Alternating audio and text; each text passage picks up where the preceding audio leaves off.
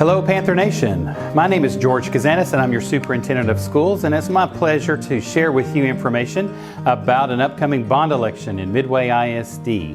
I would like to share some slides with you, so I'm going to be visiting with you about each of these slides. And just as a reminder, this information is also on our website at midwayisdbond.org. And so when you talk about a bond elections are certainly necessitated, of course, by growth. And I'm going to share with you information about growth in our student population.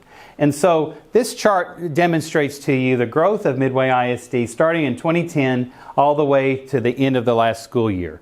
I began serving Midway ISD in the 2012-13 school year, so in my tenure alone, we have grown about 1,000 students. And so we ended the year at 8,000, a little over 8,300 students. And so when I started, we were a little over 7,300 students. So this is moderate growth. It's not rapid, fast growth, but it certainly is moderate growth each and every year, where we're growing anywhere from 1.5% to 2.5% each year.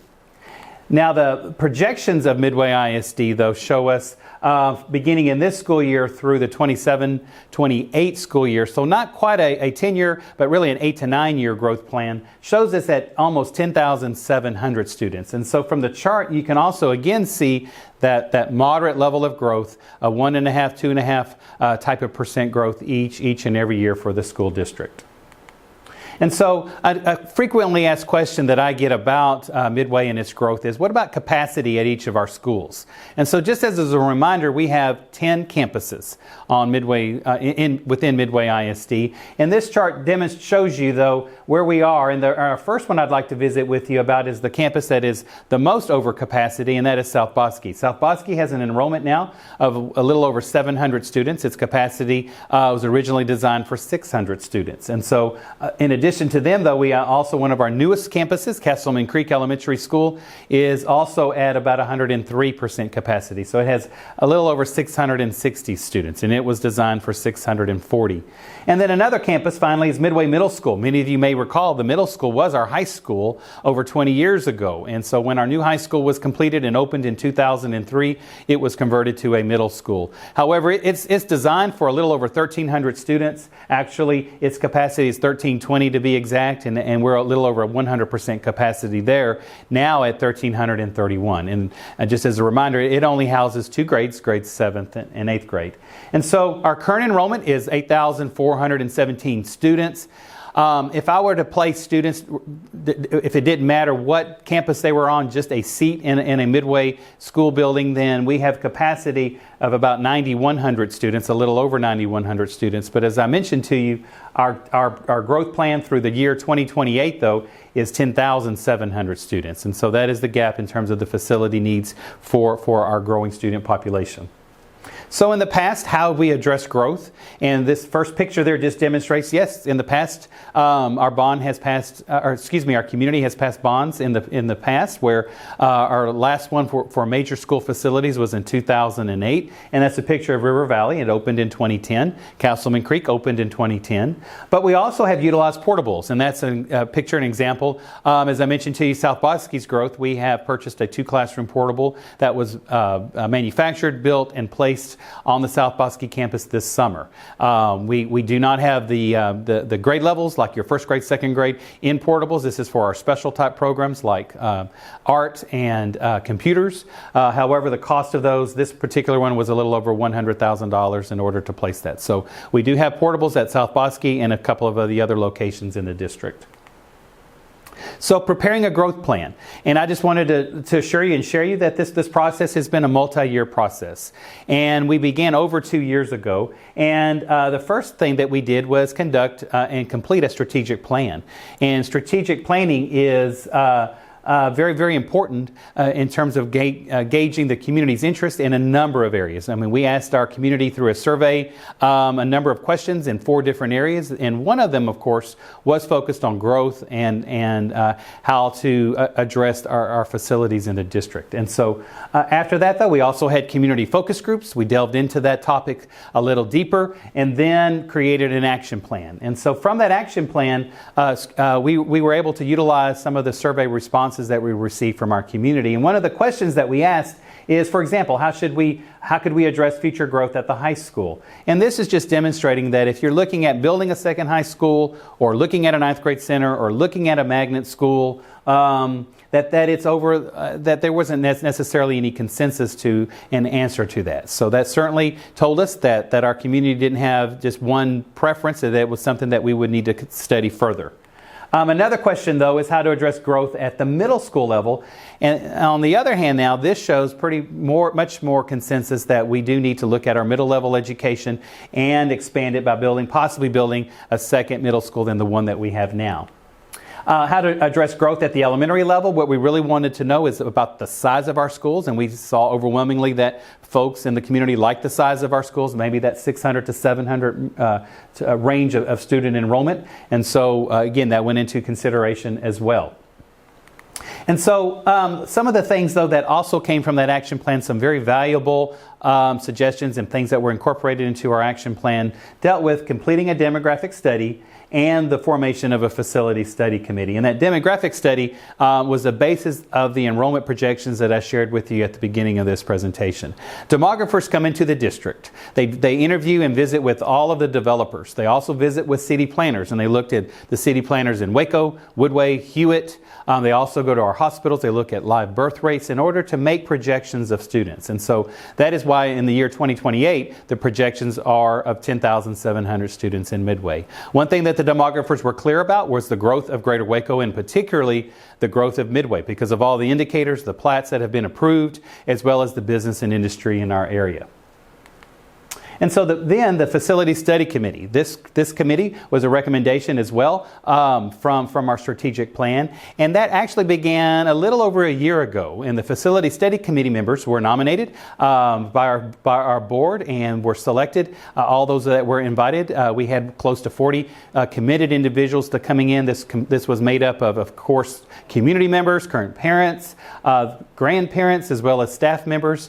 And they were a dedicated group of folks. They met at least twice a month from October all the way through the month of May. And they studied a number of things. And this chart here demonstrates to you what we studied. It was basically like a School District 101 course in that essence, where we looked at district growth and enrollment. And so in using that, we relied heavily upon our demographic study. We relied heavily upon our capacity charts. The second thing we looked at, of course, was our conditions, campus conditions and department needs.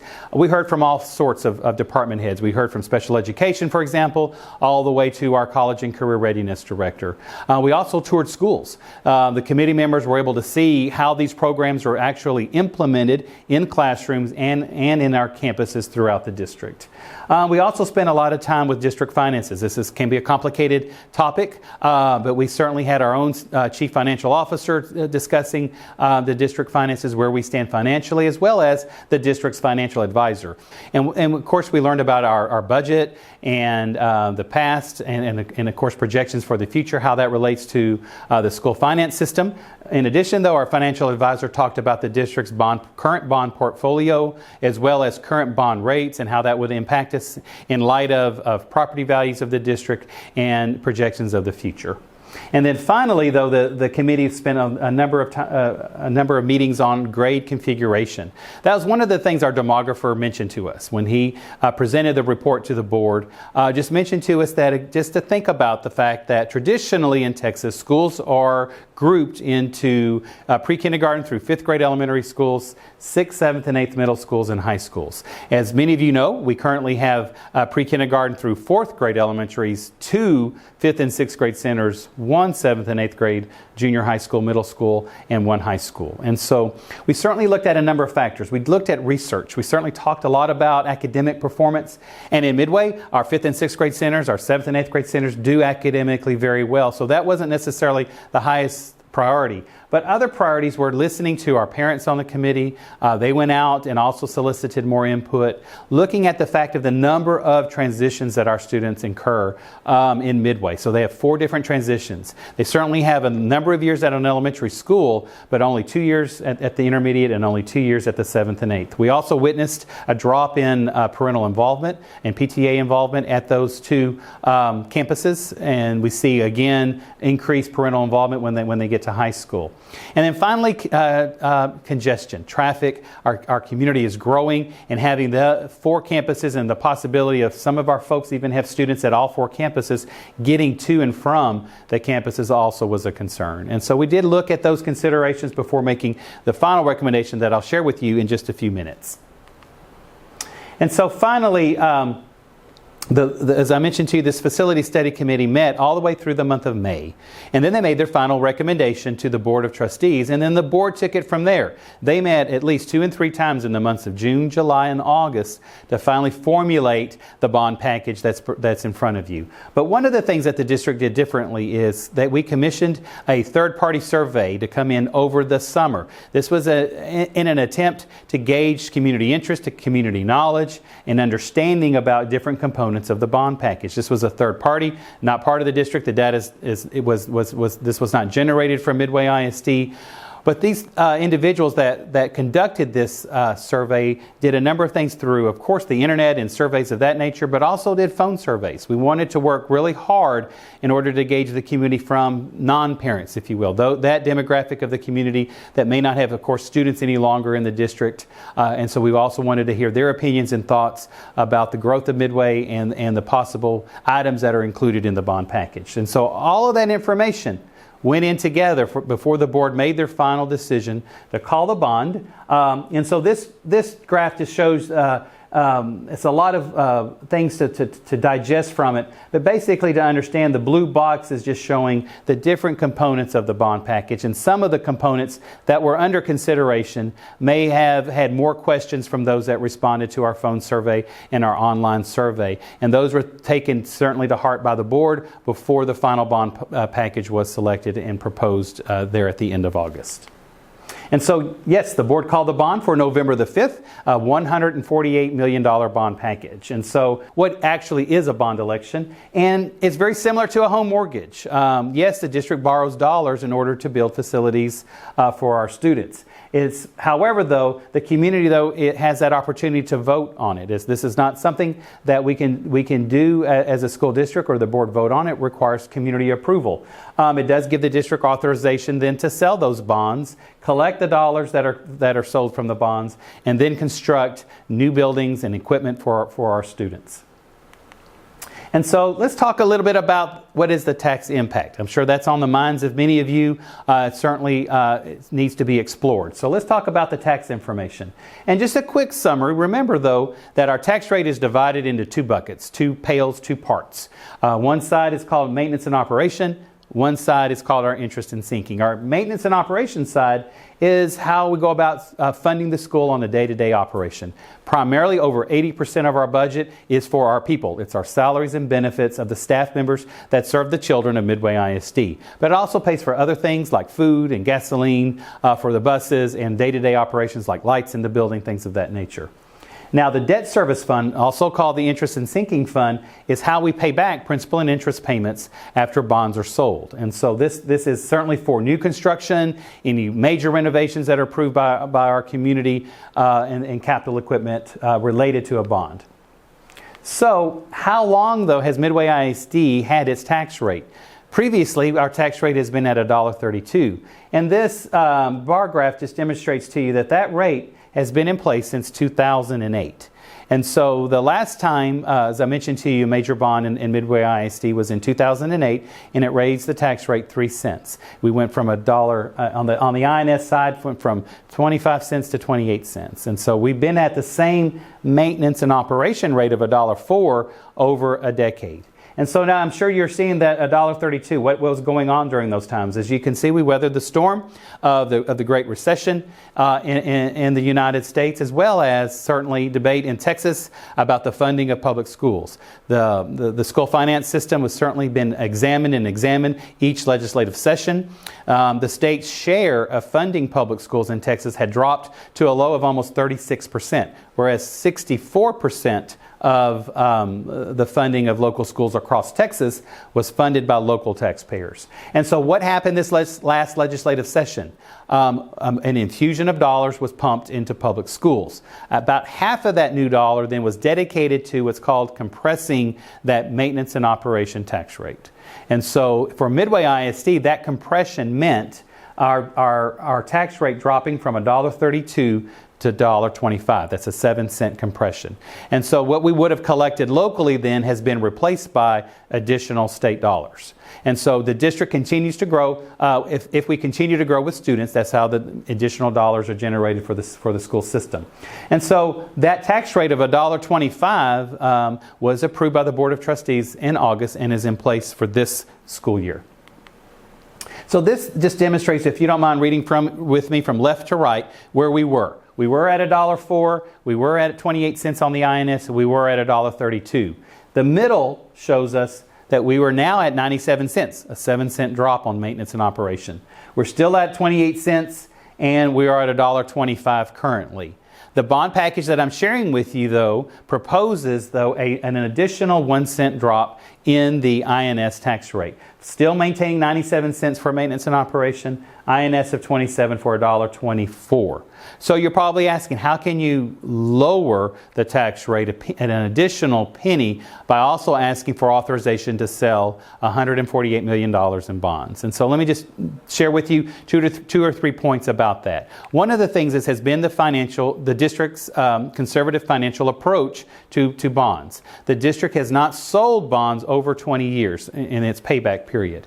And so many districts that are growing like Midway ISD either have a 25 or a 30-year bond. So that certainly has reduced the interest costs. We've continued to refinance, when possible, any bonds that have been sold, when it's advantageous for the district and, of course, advantageous for our taxpayers. We've been able to save millions of dollars in interest payments when we have refinanced at lower rates for the district. Our portfolio also shows that several bonds back even in 2000, that when they were sold in 2000, which includes our new high school and includes Woodway Elementary, will soon be paid off within the year. So that has added capacity to the district. And then finally, though, as I mentioned to you, we are growing. I mentioned to you about student growth, but we are growing also in our business and industry growth in Midway ISD, as well as our residential growth. We have new homes and subdivisions online in Midway, new businesses, as you've noticed, along Hewitt Drive, as well as, of course, growth in property values in Midway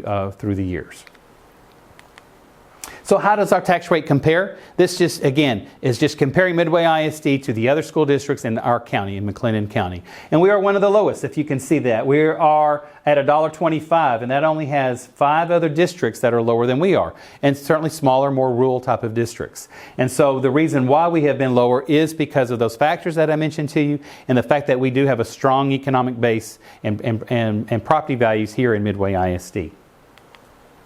So what has been the history, though, of bonds? A lot of questions that I receive are about the possible debt and interest costs to the district. And currently where we stand, we are again at historical lows. We are below 3% now, bonds. They had certainly been as high as between 5 and 6% in this history, 10-year history, but right now we're again at historical lows, and they've continued to drop. And so we're looking now with the possibility of these being anywhere from 2.5% or lower in interest rates. So I'm sure you're on the edge of your seat, though. You're waiting to know exactly, though, what is in this $148 million bond package. So let me share that with you.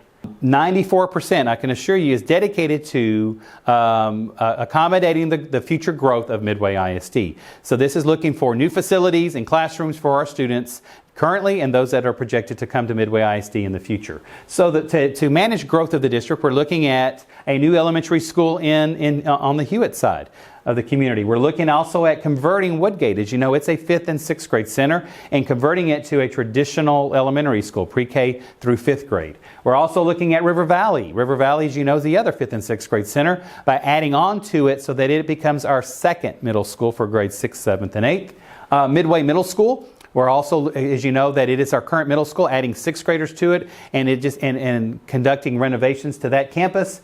And then finally, to address high school growth, constructing a career technical education facility of approximately 60,000 square feet for those programs for our high school kids. A small percentage, 6%, is dedicated to capital improvements, and these are things like roofs, heating, air conditioning types of systems, and also renovations to our technology data center. HVAC and roofs, of course, course, are on a cycle, maintenance cycle. We have that plan in place. We continually to update that plan so that we have, of course, the roofs and HVAC systems replaced, keeping our students and staff dry as well as heated and cooled. But again, these are major capital upgrades that are included in this particular bond package. So one of the other frequently asked questions that I get is tell me a little bit about feeder patterns. Where will my child go? And so I just want to share with you that it's basically the same as it currently is with our intermediate campuses. So let me share that with you. So starting on one side of the community, we're talking about South Bosque Elementary School, Woodway Elementary School, and Spiegelville. Woodgate Elementary School then would be added as a feeder school to this renovated and additional square footage added to River Valley. It will serve grades 6th, 7th, and 8th. On the other side, I've got Castleman Creek, Hewitt Elementary, Spring Valley, and then a new elementary school in Hewitt. And those 4 campuses would serve the current middle school with 6th, 7th, and 8th graders, and then eventually all lead back to Midway High School. So you might ask the question, in terms of yes, you're converting Woodgate to serve eventually the feeder pattern over to River Valley. What the new school though in Hewitt? And this scatter plot, if you will, graph just shows though exactly where, if you see all the purple dots, where do our families and kids live? And we're able to, of course, with geomapping type of software, know where the students live. And that is very helpful to see where our growth is. And our growth is predominantly along Hewitt Drive and Woodway Drive. We do have a number of square miles in the district, but we are still very urban, if you will, and dense where our neighborhoods are. And so we've seen a lot of growth in the city limits of Waco that is adjacent to Hewitt, certainly close to Spring Valley and Castleman Creek Elementary Schools. And so the district already owns 2 pieces of property in Hewitt. We own these outright. They were purchased in anticipation. We own about a 25-acre tract on Old Temple Road next to the Hewitt's Warren Park, so that could be a possibility, as well as we own about almost 60 acres on Ritchie Road. Not at the corner of Warren and Ritchie, but a little bit further under the Hewitt Water Tower in that area. And so that does give us the possibilities of possible placement. Don't know exactly where that might be just yet. We will continue to monitor the different neighborhoods and growth and where our students might come from. And so again, just real quickly, what does Woodgate look like? This just demonstrates to you that Woodgate would need renovations because we would have pre-K and kindergartners, first grade. That requires more restroom type of facilities and classroom size changes. So we would renovate Woodgate, as well as on one side of the campus, one wing, and the other wing for the 2nd through 5th graders. River Valley, you'll notice some of the yellow boxes there just demonstrates where we would possibly add on to the school. One of the considerations was the age difference between a 6th grader and an 8th grader. It was really important that we take that in consideration. So we looked very carefully, tentatively looking at how to do that. And so the new wing could be for our 8th graders, closest to some of the extracurricular programs that they may be involved with. And then the current River Valley with one floor being 7th graders and one floor being 6th graders. We would also, though, just keep in mind making sure this campus is comparable to our current middle school so that we offer the same in terms of our fine art programs and athletic programs. And so I assure you we're not building a new performing arts center or building any new stadiums, but we certainly have practice type of facilities, tennis courts, and then in the interior, be sure that we renovate for choir, band, orchestra, programs of that nature for our kids. Now, Midway Middle School, again, you'll see red. That just means we want to touch a lot of these areas, looking at certainly resurfacing and looking at lighting throughout the campus. Our kitchen and cafeteria area is certainly in need of renovation too, so that would be a priority. But also looking 8th graders again. 8th graders on one side of the campus, one wing, as well as in renovating for our 6th and 7th graders, possibly on another portion of the campus.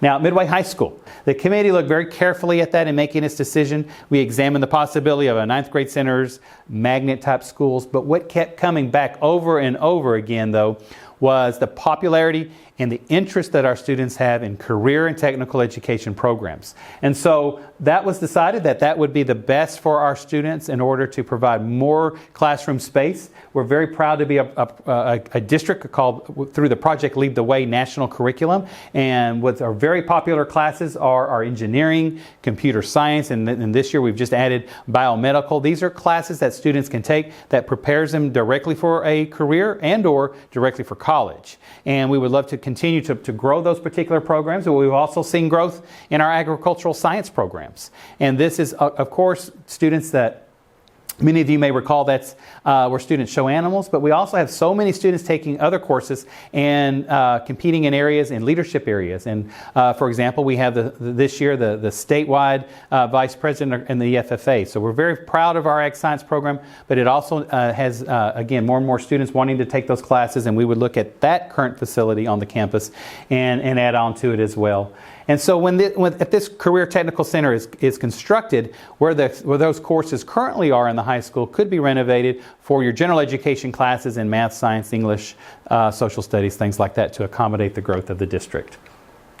And then finally, about maintenance and renovation, the 6% of the bond, we are looking at HVAC and roofing, as I mentioned to you, on schedule at several campuses. We're also, though, looking at that technology data center. And to share with you, over the summer, the district did purchase the former EMSI building there on Hewitt Drive and Panther Way. It used to be, if you've been in the community a number of years, a Food Lion grocery store. Had been renovated, of course, for a call center. But one of the things that was important was to better secure the data of the district. I'm talking about our student data and our staff data, and certainly to continue in our efforts for any cyber attacks that could occur. And so this facility is purchased outright already by the district, and so the bond does have some dollars to renovate that for about a third of it for our technology technicians to house from there. And then finally, the other part, we're certainly considering a number of things. And one of the things that we see is growing in our community has been the number of students that have requested information about our non-traditional high school program. We call it the Excel program. These are students that want a different approach possibly to high school, maybe for attending school about 4 hours a day and then working in the workforce. And so that is a fantastic location right along Hewitt Drive. The number of job availability and the possibility that students could attend courses as well as working at the same time. And so that could be also included in renovations of that data center. So, cost and construction. One thing I share with those that I've given this presentation to is please don't shoot the messenger about the costs about it. Costs have continued to rise in Texas, and that is why this total is $148 million. Inflation generally has been steady, maybe 1.5%, 2%, but construction costs across Texas have really averaged more about on the 7% a year increases. This is due to raw materials, of course, but also to labor costs and the fact that Texas is booming. And so what we did, we used an estimator and our consultant to give us an idea about what these costs would be to construct here in Midway ISD. And we looked all the way from the DFW area down to Austin to get an averaging of what Central Texas would be like. We're certainly hopeful, of course, and if this bond package is approved by our community, that we have a number of quality local contractors, and we're looking forward to their interest in this as well. But however, these costs do include what's called an escalation index on that, which is basically because we're not able, of course, as you can imagine, to begin constructing and building the day after a bond election is approved. And so this is as we progress over the next 3, 4, 5 years, we have included inflationary indexes to include those costs. Such things also as furniture and equipment, and also such things as our permitting fees, architectural engineering type of fees are also included in the $148 million. And so another frequently asked question that I get, though, is when could some of this actually come to fruition in Midway ISD? And so just remember, we're right now in the fall of 2019. And so we're wanting to tackle our growth based on what our demographic studies showed had been that growth with our younger students in our elementary campuses. And so we're looking at that new elementary school in Hewitt, converting Woodgate, also adding on to River Valley so that we do have that second middle school. And that would look like, hopefully in 3 years from now, opening in the fall of 2022. Then we would tackle the current middle school, because with 1,300 plus 7th and 8th graders, we're not able to renovate that until we get some space to renovate the school while we currently have classes going on. And then finally, the high school. Now, high school certainly, again, was projected to begin there maybe that spring of 2022, but it's negotiable. We can look at that, just looking at the construction market and the ability, if it could be constructed any sooner than that, we'll certainly look at it as well. So finally, where do I vote? Currently, we are in the early voting period, and we have a couple of days left of that. So just let me share that with you. Early voting ends, though, on Friday, November the 1st. So the hours have been 8 a.m. to 5 p.m., but I want to share with you as well that on Thursday and Friday, Halloween, October 31st, and Friday, November 1st, those hours are extended, 7 a.m. to 7 p.m. And then on Election Day, Tuesday, November the 5th, hours are from 7 a.m. to 7 p.m. Early voting locations. Again, there are a number of those. You can find those on the district's website, midwayisdbond.org. However, there is one in our community out at the Hewitt Public Safety Facility. But just remember, we are part of the McLennan County election system. And that means that there are voting centers throughout our county. And so we have 5 early voting centers that are available. So any of these locations that you find, as long as you have your voter registration card and or your driver's license or ID, you can vote. And it will pull up the Midway ballot if you live within the Midway ISD boundaries. Now on Election Day, there are almost 40 different voting sites. And we have a number of those out here, 7 of them in the local area. And again, the same thing. But if you're out shopping, for example, I know Belle Meade has one. If you're at the Sam's Club and you say, I better go vote, you can certainly go there, use your voter card or your ID and vote in Belle Meade, but it will pull up, though, the Midway ballot for you. So that's what voting centers are, and that is the trend in our county as well as throughout the state and throughout our nation. So wanted to share that with you. And again, I want to reiterate all of this information. The slides that I just shared with you are on this website. This video will be posted to that website. It's midwayisdbond.org. And this is just a screenshot of what that website looks like. So, again, I appreciate this opportunity to share with you virtually the presentations that I've given across the community. I believe I have given 50 plus presentations, and it's been my pleasure to share this information. I want to thank our Facility Study Committee for their hard work that they conducted studying the district and making the recommendation, and then also our Board of Trustees for spending all summer long making this final recommendation to call for the bond for November the 5th.